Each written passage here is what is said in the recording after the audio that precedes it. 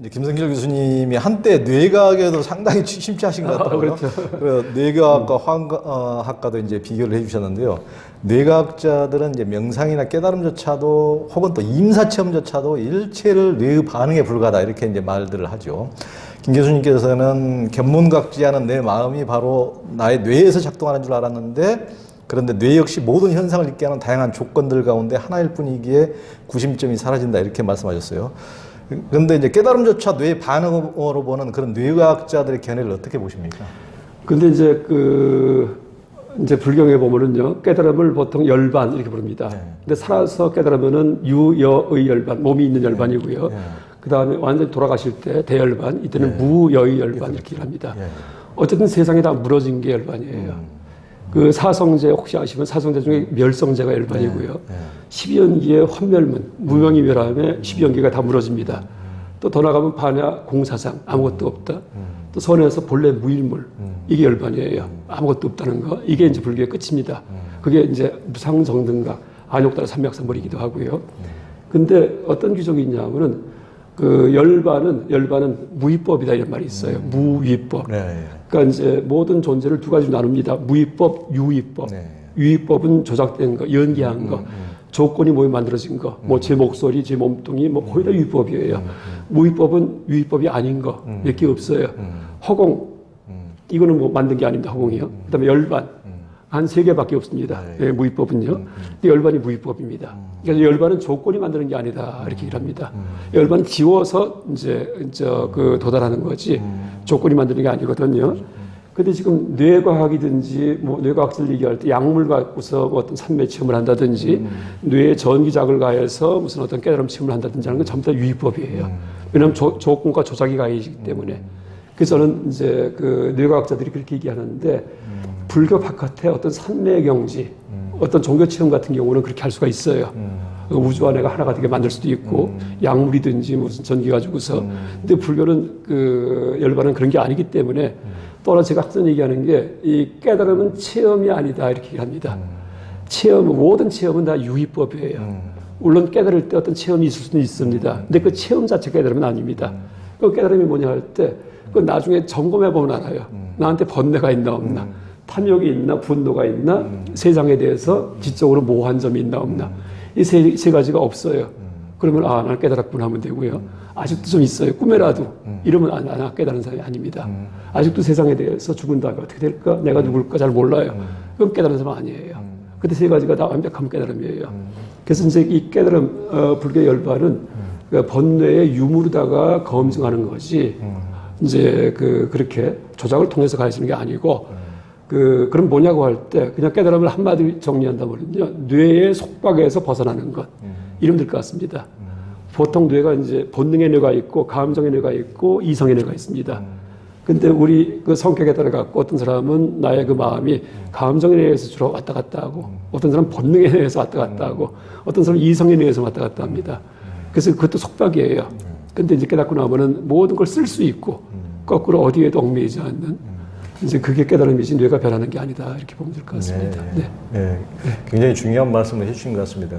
그러니까 이제 다른 종교의 수행뿐만 아니고 다른 종교에서도 이제 관상 수행을 많이 하고 예를 들면 뭐 예수님이라든가 어디 뭐 저기 인도의 어떤 신을 이렇게 하고 그렇죠. 이제 카톨릭 같은 경우에 관상 수행도 하기도 하고 또 이제 물론 불교에서도 이제 그 칭불 염송도 하시고 이제 뭐 아미타불이라든가 관세음보살이라든가 근데 이제 그 일념으로 뭔가를 생각을 하면은 그런 세계에 바로 이제 뭐 얕은 단계에서는 접신이 될 수도 있고 깊은 단계에서도 굉장히 일체화, 무라일체 어떤 이런 게 이제 될 수 있을 텐데 그런 것도 어떻게 보면은 거의 유의법 아닙니까? 그렇죠. 유의법입니다. 그렇습니다. 그러니까 궁극적인 불교라는 것은 유의법이 아닌 무의법이다. 그렇죠, 무의법입니다. 뭔가를 열망에서 얻어내는 것이 아니고 다 일체 그런 것이죠. 굉장히 이제 중요하신 지적인 것 같습니다.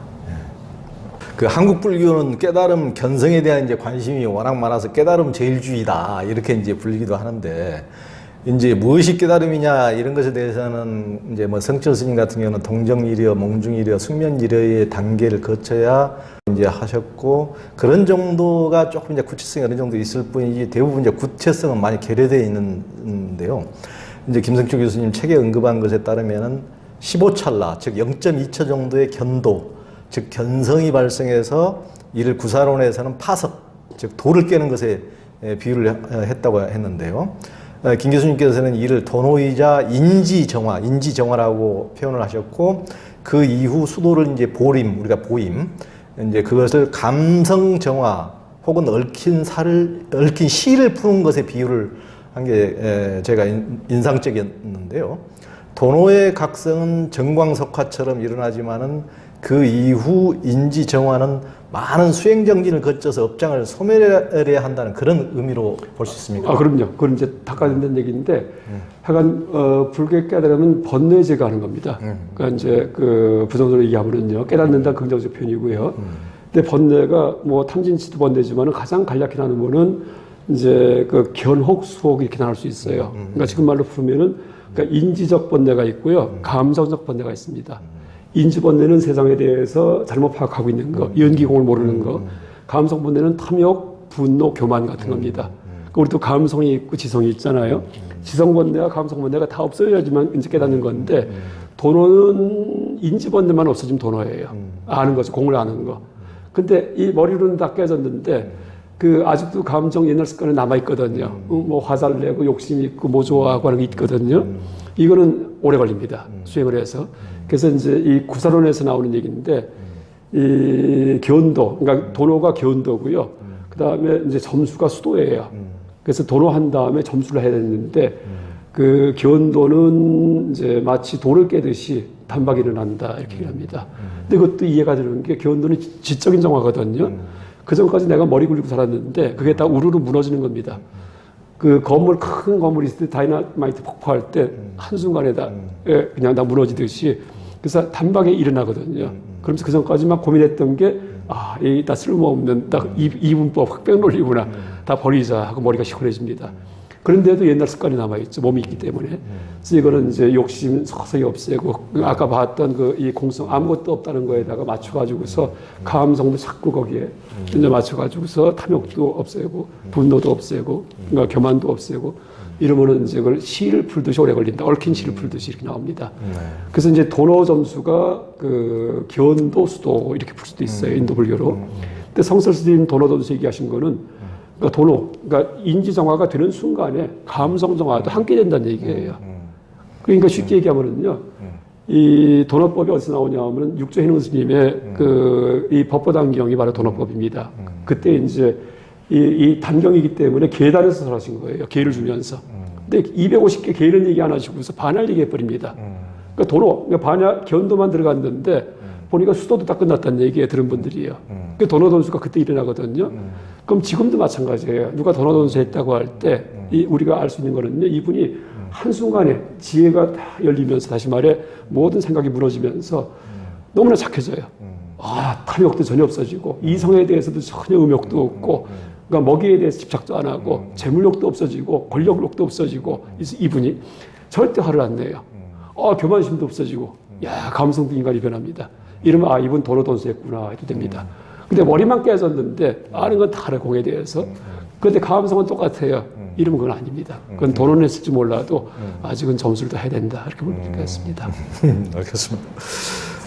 그리고 이제 김성철 교수님께서 해탈에 관련해서 이제 고대 그 다른 종교 전통하고 이제 불교하고 많이 비교를 해주셨는데 이제 바라문교 성전인 우파니샤드에서는 버마이려 그러니까 그 버마이려에 대한 자각을 해탈이라고 본다고 했고요. 또 우주의 주지자인 브라만이 견문각지와 행주자와의 구심점인 아트만과 일치한다는 자각을 해탈이라고 한다고 그랬어요. 그쪽에서는. 이는 망상을 버려서 만나는 것이 아니라 아트만을 발견하고 브라만을 발견한 후 양자의 일체성을 체험함으로써 얻어진다고 그랬습니다. 그런 건 이제 유의의 조작을 통해 추구하는 종교적 목표라는 것이죠.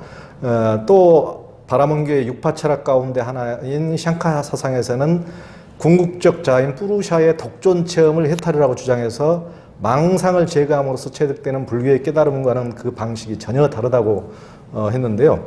이렇게 인간이 존재하고 싶은 욕망이 만들어낸 허상을 추구하는 것이 아니라 이조차 놓아버리는 것이 진정한 불교적 해탈이요 열반이라고 이제 교수님께서 하셨어요.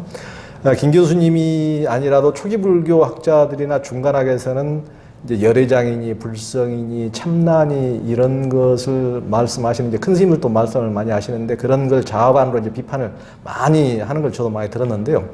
수행의 관점에서 본다면은 어떻게 보면은 그 선승들, 그 큰 스님들 또 일체 자아가 끊어진 자리, 이를테면 뭐 마음자리, 성자리, 그런 근본자리, 그런 진공묘유를 표현하는 방법만의 차이가 있을 뿐이지 그것을 뭐 그분들이 꼭 그 자관이다 이렇게 보는 것이 조금 더 이상하지 않을까 저는 이제 그런 생각도 해봤는데 어떻습니까? 뭐 지당한 말씀입니다. 이제 그 천길 물속은 알아도 천길 사람 속 모른다고 실제 어떤 분이 그런 말을 했을 때 이분이 실제 불교의 정수의 근거에서 말씀하신 건지 아니면 실제 말만 그렇게 하고 어떤 뭐 잘못된 의도적인 어떤 관을 갖고 계신지 알 수가 없습니다.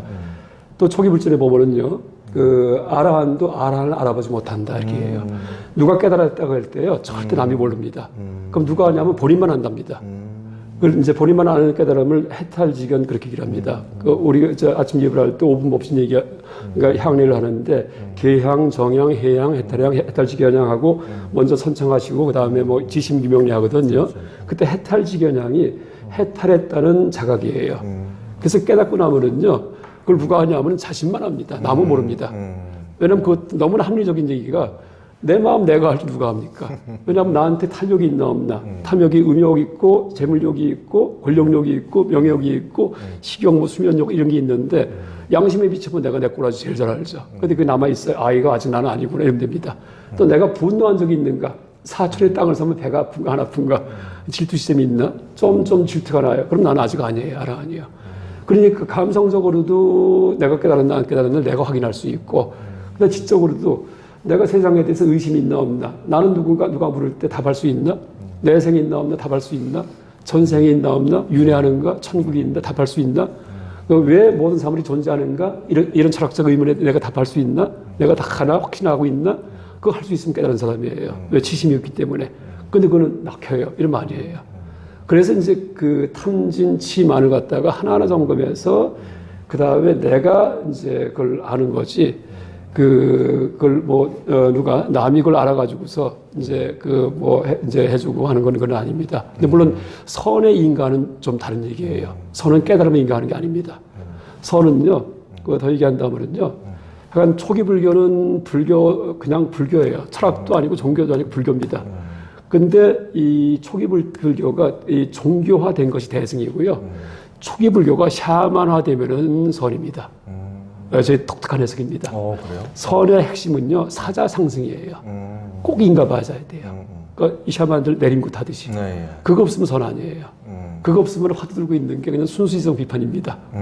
그래서 이성의 이분법적 사유, 흑백놀이 비판, 화두 들고서 중도에 몰고 가는 거. 그래서 이제 그 샤만이 밀교입니다. 그러니까 선이 밀교예요, 사실은요. 근데 이제 동아시아의 밀교가 바로 선이고, 그러니까 교회 별전, 희원교 바깥에 별도로 따로 전했다 이렇게 말하잖아요. 또 이심전심 이게 뭐예요? 스승 마음에서 직접 전합니다. 이게 다 샤만적인 어떤 그래서 샤만을 나쁜 의미로 보는 게 아니고 모든 종교에 샤만적 요소가 있습니다. 근데 이제 이 초기 불교라는 핵이 아주 위대한 샤만적 그런 전통으로다가 그 개발된 것이 선이고 초기 불교의 핵이 대승 신화적으로 개발된 것이 이 대승이고 신화적으로. 근데 둘 다 초기 불교의 그냥 그 아함 니까 가르침보다도 인간을 변화시키는 힘은 훨씬 강력합니다. 그래서 그런 이제 의미에서 그 선에서 인가가 있는 거고요.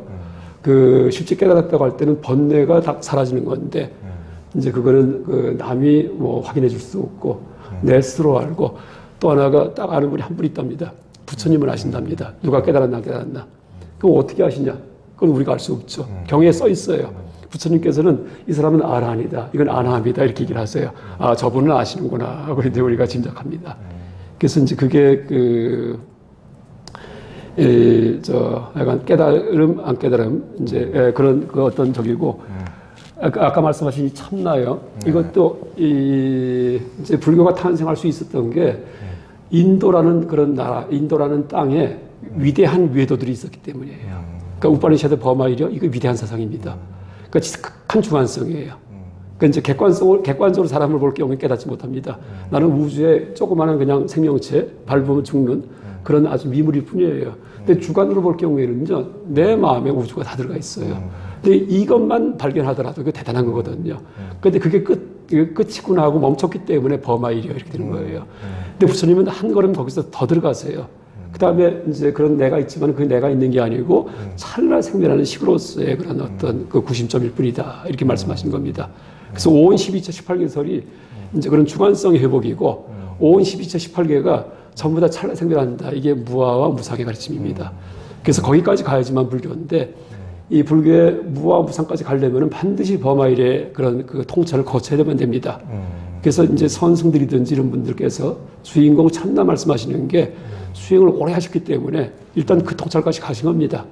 그런데 그분이 실제 그 무상무아를 체득하셨는지 안 했는지 이거는 제3자가 그 말 갖고는 알 수 없습니다. 그래서 아까 말씀대로 당연히 존중받고, 그러니까 이제 우리가 그분들이 그 이제 불교의 어떤 그 끝까지 가신 분이다 이렇게 이제 얘기할 수도 있겠습니다. 근데 하여간 이 하나 이제 차이점을 얘기하면은 우파니샤드 같은 경우에 버마일이요 참된 나가 있다고 얘기하는데 그건 3000년 전부터 계속 아트만이에요. 참된 나.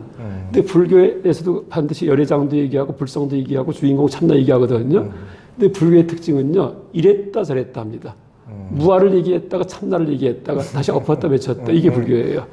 왜냐하면 시대적으로 무아를 얘기하니까 또 자아가 없는 거를 파악하고 끝나면 좋은데 허무주의에 빠져버려요. 그렇죠. 그럼 또 다시 살려줍니다. 또 너무 살아나면 또 죽여버립니다. 그래서 불교는 무주정법입니다. 그러니까 무의정법입니다. 정해진 법이 없습니다. 그래서 이 불교의 열애장 참나 주인공이라는 것도 지금 이 시대가 유물론이 너무나 심하기 때문에 지금 이 시대 자체가 유물론, 지독한 유물론이에요. 물질주의, 뭐 물리주의, 피지컬리즘, 그다음 객관주의 이게 너무나 강합니다. 그래서 거기에 대한 치료법으로서는 굉장히 역할을 할 수 있다 이렇게 볼 수 있을 것 같습니다. 그러니까 이제 중관이나 이를테면 참론중에서 파사 현정하듯이 네. 어떤 쪽이 너무 한쪽으로 지나치게 편백되게 가면은 또 쳐주고. 그러면 중화, 뉴트럴라이제이션 이게 불교입니다. 항상 중화시킵니다. 선승들이 다 중화작용이에요. 이렇게 생각하면 저렇게 얘기하고 중화작용. 뉴트럴라이제이션이 그러니까 중도는 작용이에요. 어떤 중도 이념의 제시가 아니고 작용으로서 중도가 상대한테 들어갑니다. 그러니까 시대적인 작용이 있겠죠. 참나 주인공이라는.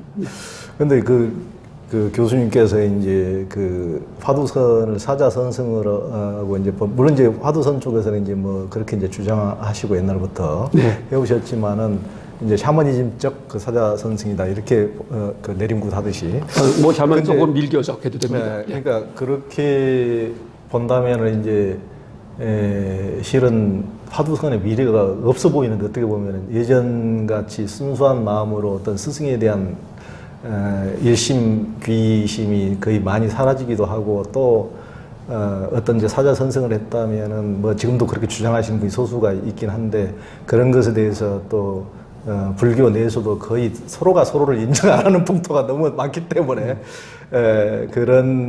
그렇게 간다면은 정말 그런 전통에 어떤 미래가 있겠는가. 더욱더 이것은 그런 시대의 어떤 그 소멸 시점에 오지 않았는가. 하여튼 이제 그렇게 볼 수밖에 어떻게 보면은. 근데 저는 뭐 관화선 전통은요, 오히려 밀교보다도 더 그 끝장보게 만드는 그런 힘이 이제 강한 전통 같아요. 끝에 가서요. 그 뭐냐 이제 얘기냐면 밀교도 티베트 불교는 이제 보리도 차저로는 현교고요. 그거 다 끝나고 나면 밀교 올라갑니다. 그래서 이제 밀교에 들어가서 그 성불, 뭐 이제 밀교는 즉신 성불, 그냥 이제 현생 성불입니다. 그 부처가 그냥 되게 만드는 건데 그 밀교 수행은 뭐 길을 돌리고 뭐 숨 호흡을 뭐 어떻게 하고 해서 번잡합니다. 아주 복잡합니다. 근데 가나서는 깔끔해요. 그렇죠. 그냥 끝내버리거든요. 그래서 저는 오히려 이 밀교보다도 가나선 쪽이, 그러니까 밀교라는 같은 차원에서 볼 경우에는요, 그 부처님 초기 불전의 그런 부처님의 어떤 그 도노법, 말하자면 도노입니다. 도노, 밀교가. 이거를 그냥 그대로 구현한 거라고 볼 수도 있을 것 같습니다. 근데 이제 문제는 뭐냐 하면은 이전 단계의 기초 수행이 없이 들어가기 때문에 그러니까 감성 정화, 그다음에 불교의 전체적인 지도를 그리는 거, 현교.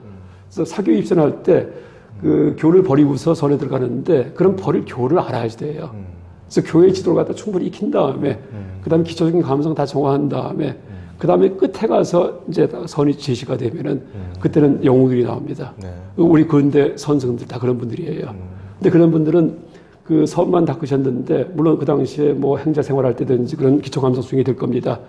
이제 아마 그런 분들은 생이 지지한 분이에요. 날 때부터 한 분이요. 부처님이 생이지지하셨거든요. 그러니까 부처님은 보리수 밑에 앉아갖고 감성정 안 하셨어요. 자비관, 부정관 안 하세요. 원래 다 돼 있기 때문에. 그러니까 자비관 안 하세요. 왜? 어릴 때부터 자비관이 돼 있어요. 그냥 벌레 쪼아막힌 거 봐도 막 슬프고. 그다음 부정관이 돼 있어요. 시체 보고서는 막 세상에 아주 정남이가 다 떨어집니다. 왕작은 뭐건 다 싫어요. 이러면 다 끝난 분이에요. 그러니까 석가모니 부처님은 보리수 밑에 앉아갖고 연기법만 생각하시면 돼요. 다시 말해 지혜만 하면 됩니다. 근데 우리는 아직도 그 감성도 막 버글버글하고 그 다음에 이제 여러 가지 문제가 많기 때문에 그것부터 먼저 하고서 그 다음에 지적 정화에 들어가는데 그게 지적 정화가 바로 가나선입니다. 그래서 저는 가나선이 진짜 한 100년 이상 된 근대에 와서는요, 물론 몇 년이 내려오긴 했지만은 좋은 전통인데 그게 절대 사라지면 안 된다고 생각합니다. 그걸 잘 이제 살리고 틀림없이 있어요. 지금 선생들 조금들 많이 계십니다. 근데 그 밖에 그 소문이 안 나서 그렇지요. 진짜 선사들 계십니다. 그래서 물론 소문난 분에도 계시기도 하고요. 그래서 그런 분들 인연이 또 맞아야 돼요. 스승일 경우에는 인연 안 맞으면은요. 그 아무리 스승 남들이 좋다고 하더라도 나한테는 거꾸로 전혀 도움이 안 될 수도 있습니다. 그래서 그런 불씨가 좀 살려져 가지고 가나선이 모든 그런 기초 수행 끝에 가서 티벳 같은 경우는 밀교 들어가는데 밀교를 대체하는 아주 깔끔한 수행으로 그렇게 자리 잡으면 어떨까 생각합니다. 또 하나 제가 재밌는 얘기하면은 제가 그 수행하다가는 밀교로 가고 티벳 불교의 심취 한 번을 많이 봤어요. 처음에 발심할 때는 숭산 스님 밑에서 발심했다가 나중에 윗바사나 티벳 불교에 심취한 존 카바진 같은 사람이 그런 사람입니다. 그러니까 처음에 숭산 스님한테 처음 발심했답니다. 많이 봤는데 거꾸로 이제 그 티벳 불교 막 심취했다가 서원 들어온 사람 못 봤는데 그런 분을 최근에 만났습니다. 그래요? 경시 캠퍼스의 그 영어 그 대학원 그 강사하는 분이 있는데 조셉 린이라고 이게 티벳 닉마파 수행을 오래 했어요. 이분이요. 어릴 때부터 이제 고등학교 졸업하면서부터 너무나 관심이 많아갖고 그러다가는 너무나 번잡하대요. 닉마파 수행했는데 그다음 우연히 수직기 책 보다가 선 보다가는 확 빠져가지고요. 번잡하다 밀교가. 그래서 선이 훨씬 더 깔끔하다 이렇게 얘기를 합니다. 그러니까 저는 이제 그 아까 그 네. 내림국 받듯이 하여튼 이제 그 샤머님적 사자산승에 대해서는 이제 제 개인적으로는 동의가 안 되는 부분 때문에 그렇게 말씀드린 거고, 그리고 이제 그 버릴 것을 제대로 알아야 된다는 이제 어떤 교학적인 나름대로 체계도 있어야 된다는 성천 스님도 뭐 책을 보지 말라고 하신 것 같지만은 처음에 그 행자 오면은 일본어로 된 교학책부터 읽겠다고 그러거든요. 그러니까 체계를 확실히 2, 3년 동안 잡아준 이후에 참선을 시키셨다고 하니까 이제 김성철 교수님 말씀이 맞다고 보고 저도 이제 전 세계 수행 중에서 저는 가나선의 힘이 가장 좋다. 저는 개인적으로 그렇게 생각을 합니다.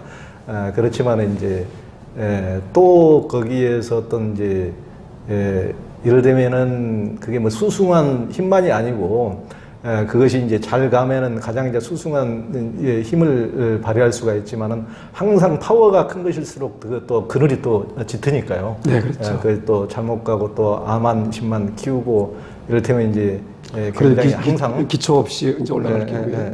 그래서 항상 뭐든지 파워가 큰 만큼 그게 이제 그늘도 짙다. 이런 점을 항시 간과할 수가 없다. 저는 그렇게 보고 있습니다. 네. 그리고 이제 김성철 교수님이 객관 세계라는 없다. 알 수 없는 것이다. 주관만 있을 뿐이다. 이렇게 이제 하시고 그런데도 과학계에서는 객관 세계를 기반으로 연구하고 있어서 이런 관점은 서구에서 지동설을 주장했던 것과 다를 바가 없다고 하시면서 이런 관점에 코페르니쿠스적인 변화가 필요하다. 이렇게 말씀하셨어요. 예. 그게 이제 뇌과학 보고 얘기한 겁니다. 그러니까 뇌에 대한 관심 가진 이유가 하여간 뇌가 이제 마음과 연관이 되기 때문에 이걸 뭐 불교 현대화할 때 뇌에 대한 어떤 연구는 필수이겠구나 이렇게 생각했습니다.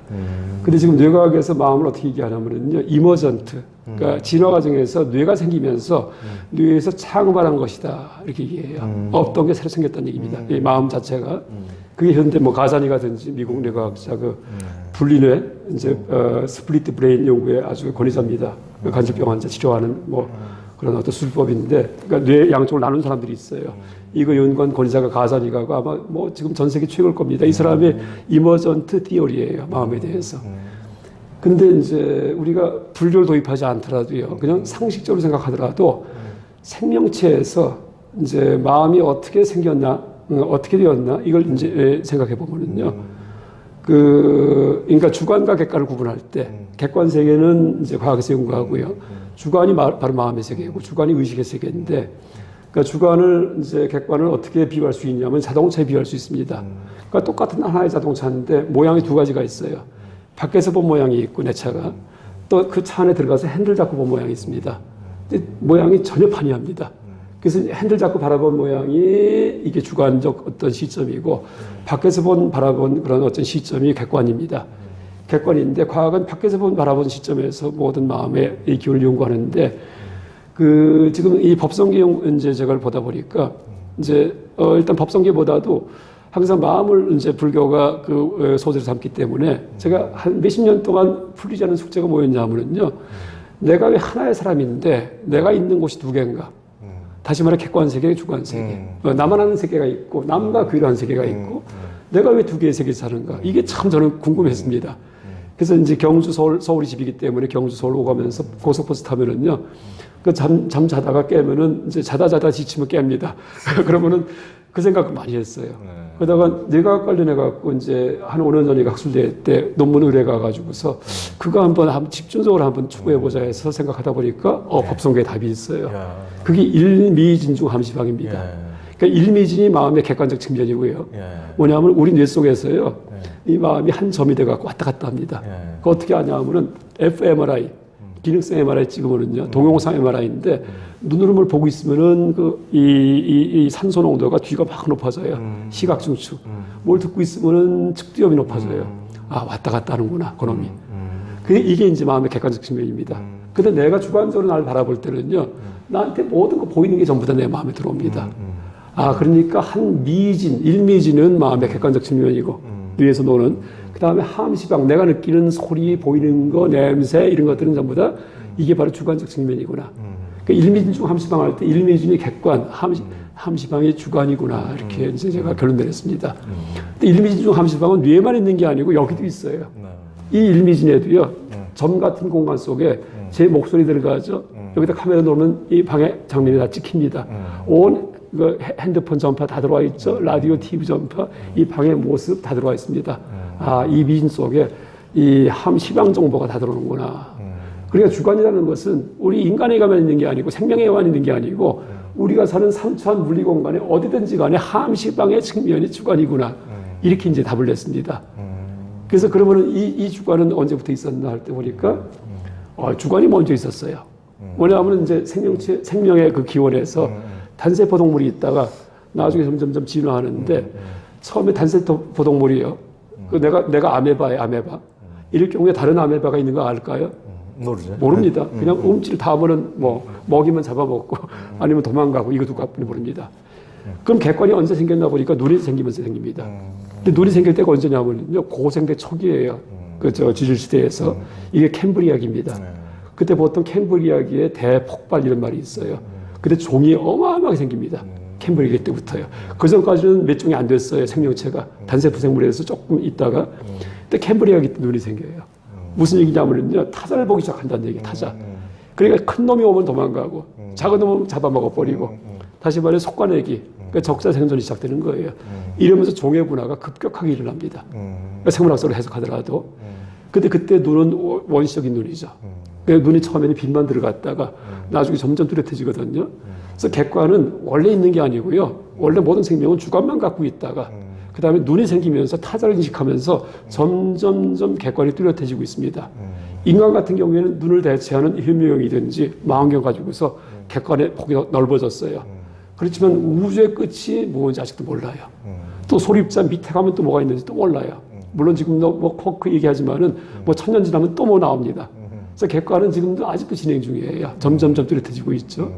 그러니까 이 객관 세계가 원래 있고 거기서 주관이 나온 게 아니고요. 원래 주관만 있다가 객관이 발생하면서 누군가 발생과 동시에 이러면서 객관은 점점 뚜렷해지고 있을 뿐이다. 이렇게 이제 이해할 수 있습니다.